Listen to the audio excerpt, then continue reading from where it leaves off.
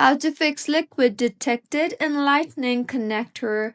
Hello everyone, I am Vishaka and welcome to our channel. Now let's get right into the tutorial. First things first, go ahead and quickly unplug the charging cable right away and then leave the phone unplugged as this might be led to serious issues.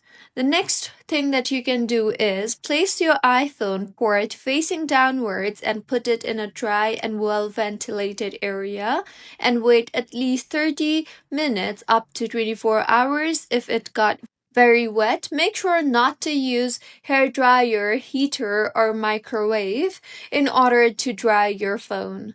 The next fix is you can then hold the phone with the lightning port facing downwards and then gently tap it against your hand to help the liquid drain out. And if your iPhone supports, you can use wireless charging for the time being if it's really urgent to charge your phone. This avoids using the lightning port while it dries.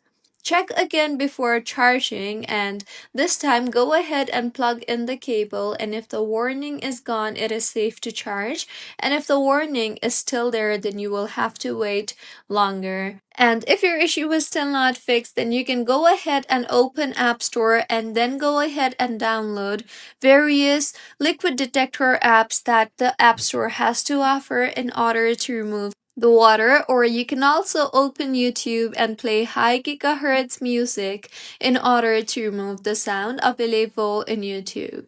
So these were a few fixes on how you can fix liquid detected in lightning connector.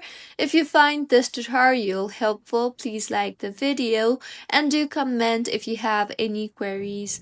Also, do subscribe to our channel for more helpful tutorials like this. See you on the next one.